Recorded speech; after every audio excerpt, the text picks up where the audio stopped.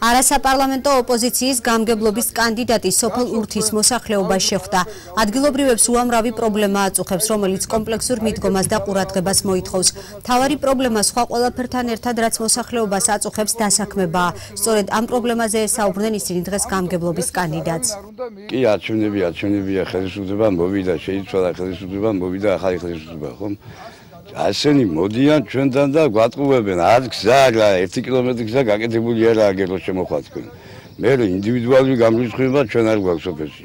მაგალითობა მოდის მეფრინეობის ფაბრიკიდან იქ არის ტრანსფორმატორი, იქიდან მოდის და ერთი ქარი რო ამოვარდება, სინათლე არა გვაქვს, სასწავლი ბოძები და საშინელება აგერ. ამ ხალხს კი ახლა მე არავის არ ვაყენებ, არავის არ განძღავ არაფერი, უბრალოდ მოვიდეს რეალური გზა და ის ახალი გზა, რომელსაც ცოტა რაღაცა სოფელში გაკეთების უნარია.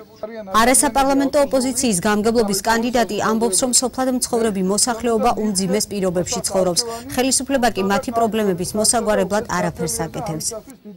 ყველაზე მთავარი პრობლემა, რაც აწუხებს ხალხს, როცა ჩვენ ხვდებით სოფლებში, ეს არის უმუშევრობა. ეს პრაქტიკულად ერთ-ერთ მთავარ სასჯელად იქცა ჩვენი მოსახლეობისთვის. ასევე, რა თქმა უნდა, აწუხებთ ინფრასტრუქტურული პრობლემები, არ არის გზა, არ არის ამბულატორია, არ არის ბევრ სოფელში სკოლა და აქაურ მოსახლეობას ძალიან უჭირს ასევე სასოფლო-სამეურნეო სავარგულების მოვლა, პატრონება. პრობლემები ყველგან ერთნაირია, აქ ძირითადად არის გზის პრობლემა, არის ინფრასტრუქტურული პრობლემები, პრობლემა ძირითადად გახლავთ დასაქმების პრობლემა, სოფლის მეურნეობის საკითხები, მიწის საკითხები, მოწეული მოსავლის გასაღების საკითხი და ასე შემდეგ. პრობლემა გახლავთ ის, რომ არ არსებობს კოოპერატივი, არ არსებობს მოწესრიგებული სტრუქტურა, რომელიც გლეხს მისცემს იმის საშუალებას, რომ გაიზარდოს მისი ოჯახის შემოსავალი.